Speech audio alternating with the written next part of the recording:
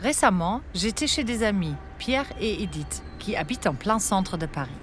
Pendant le repas, Edith a dit « Il faut que j'aille ce week-end rendre visite à une collègue malade à Saint-Maur-des-Fossés. » « Où ça ?» a répondu Pierre. « À Saint-Maur-des-Fossés » a répété Edith. Alors Pierre s'est écrié « Mais c'est à Pétaouchnok !» Autrement dit, c'est au bout du monde. Voilà bien la remarque d'un Parisien intramuros dès que l'on parle de la banlieue parisienne. Pétaouchnok, ce lieu qui n'existe pas, imite le nom d'une lointaine ville russe, probablement tout au bout de la Sibérie. Pierre aurait aussi pu dire à Trifouilly-les-Oies. Trifouilly-les-Oies, ça se situe forcément au fin fond de la campagne, au milieu des poules et des canards. Et Trifouilly, ça sonne un peu chaotique, un peu sauvage. Bref, on est loin de la civilisation, tout comme dans cette autre expression, Perpète-les-Oies. C'est à Perpète-les-Oies.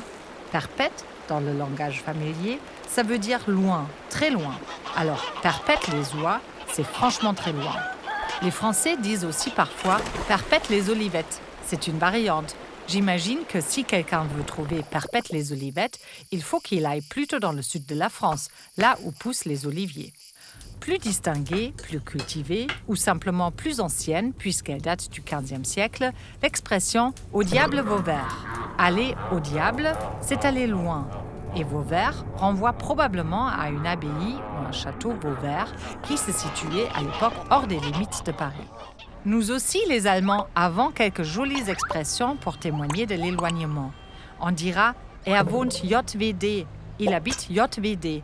JWD, ganz weit draußen, très loin dehors, en dialecte berlinois. On pourrait même dire « il habite JWD à Buxtehude ». Pourquoi cette petite ville du nord de l'Allemagne est-elle devenue synonyme de petite ville perdue, un peu arriérée ? C'est vrai que ce n'est pas très sympathique pour ces pauvres habitants de Buxtehude, mais il faut dire que, pour des oreilles allemandes, ça sonne très joliment, Buxtehude. Mais bon, la Bavière n'est pas en reste. Là, on se moque des gens qui habitent à Hintertupfing ou Hintertupfingen.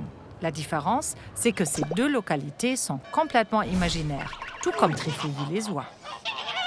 Et pour terminer ce petit lexique, sachez que les Allemands expriment leur mépris de la vie provinciale polonaise en se moquant du très lointain Posemuckel.